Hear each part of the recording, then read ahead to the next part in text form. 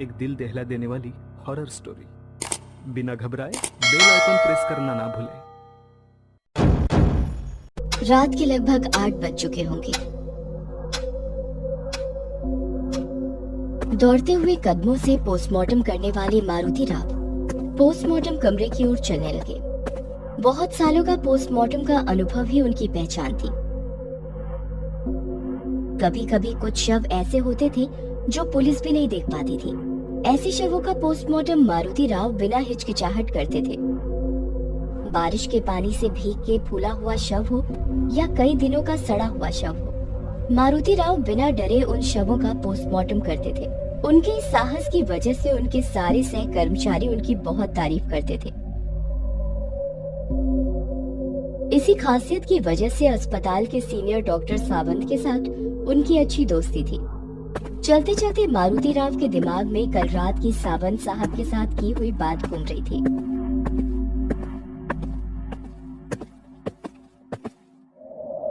कल रात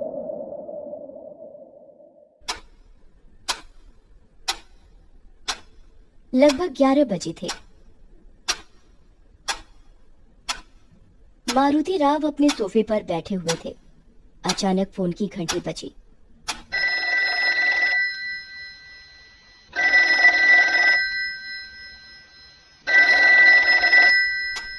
घड़ी की ओर देखते हुए मारुति राव ने फोन उठाया। हेलो जी, कहिए सावंत साहब। मारुति एक लड़का है, उसे काम से निकालना है। मेरी उसके साथ कुछ खास बनती नहीं। उसने मेरे साथ कई बार बदतमीजी से बात की है, इसलिए आज तुम्हारे साथ उसकी ड्यूटी लगाई है। साहब, नाम क्या है उसका? दीपक नाम है उसका। अब ये दीपक बुझ ही गया समझो साहब। पोस्टमार्टम रूम में काम करना कोई बच्चों का खेल नहीं है। मारुति, एक बात पूछूं? संकोच भरी आवाज में सावंत ने पूछा। सावंत साहब, संकोच किस बात का है? पूछिए जो पूछना है। मारुति, तुम इतने सालों से पोस्टमार्टम कर रहे हो, पर क्या तुम्हें भूत प्रेत आत्मा इन बातों पर विश्वास है? भूत? साहब, ये सब मनगढ़ंत कहानियां हैं। मुझे ऐसे मनगढ़ंत कहानियों पर विश्वास नहीं है। बहुत ही आत्मविश्वास के साथ मारुति राव ने जवाब दिया। और बताइए साहब, आप वापस कब लौट रहे हो? अभी भी मुंबई में ही हूँ, कल तक पहुँचूंगा। मुंबई से करीब 8 घंटों का सफर है। और एक बात मारुति, वो लड़का यानी दीपक की एक खासियत है। खासियत? कौन सी खासियत? अभी थोड़ा व्यस्त हूँ, वैसे भी कल आने वाला हूँ, तो मिल के बात करते हैं। कल की वो बात याद करके मारुति राव मन ही मन मुस्कुरा रहे थे।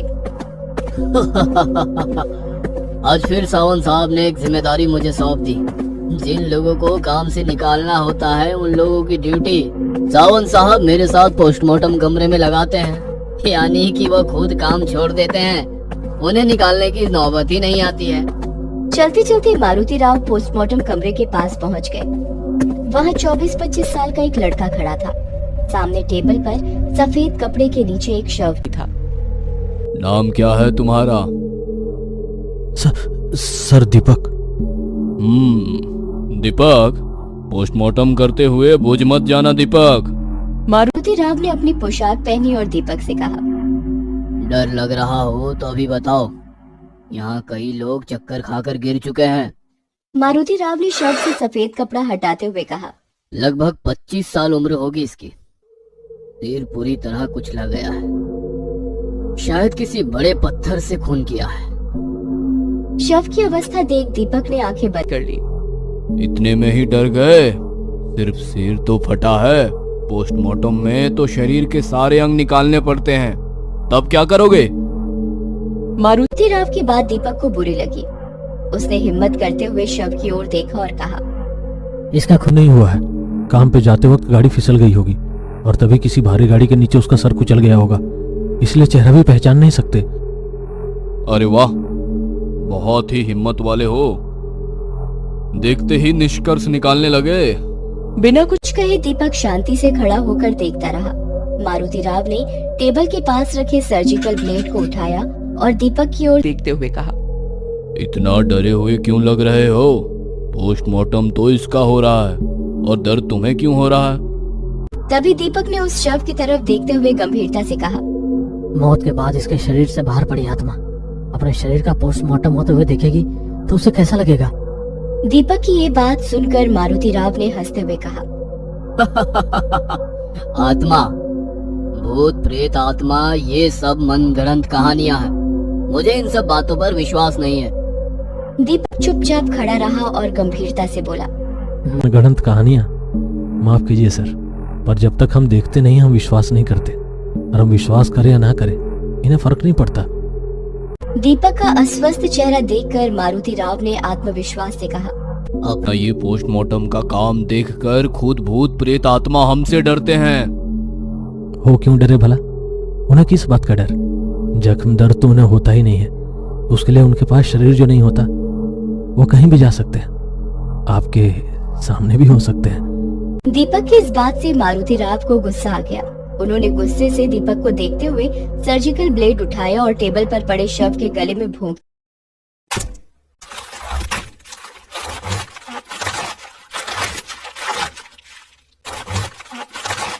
ये सब नजारा देखकर दीपक की आंखें फटी की फटी रह गईं। उसके चेहरे का रंग ही उड़ गया। दीपक के चेहरे का उड़ा रंग देखकर मारुति राव ने उस शव के शरीर के अंदर हाथ डाला और शरीर के कुछ अंग बाहर निकाले और कहा, इसके फेफड़े की हालत देखी, दारू सिगरेट का परिणाम है। अपनी तिरछी नजर से दीपक की जेब से ऊपर निकली सिगरेट के पैकेट को देखते हुए मारुति राव ने कहा, तुम्हारे फेफड़ों का भी यही हाल होगा। लगे हाथ उनकी भी जांच करे क्या? मुस्कुराते हुए उन्होंने कहा, पर दीपक बिना कुछ कहे चुपचाप खड़ा रहा। मारुति राव ने थोड़ा थोड़ा करते हुए पूरा शरीर चीर दिया। आवश्यक अंगों के सैंपल ले लिए। एक हथौड़े से उन्होंने खोपड़ी को अलग किया जैसे कि कोई ढक्कन खोला हो। दीपक भावना शून्य चेहरे से उस शव की ओर देखता रहा। उसके चेहरे को देखते हुए मारुति राव मन में कहने लगे, लड़का बहुत निडर है।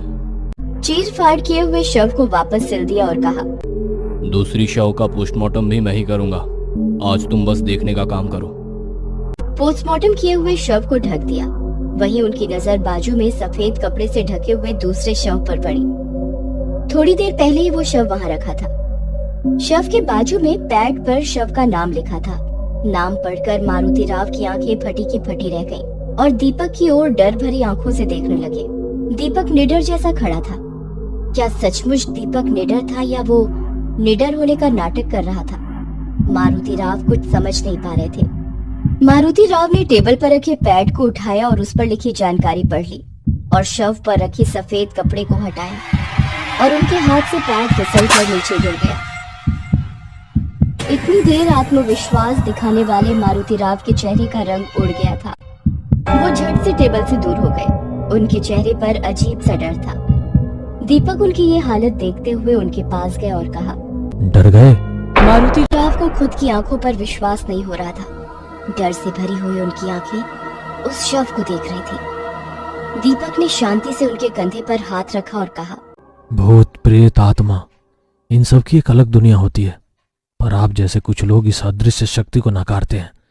आपके नकारने से उनका अस्तित्व और ये सत्य नहीं बदलता। मारुति राव एकदम चुपचाप एक मानसिक सदमे में थे। कहीं ये सपना तो नहीं? नहीं, ये तो सच है।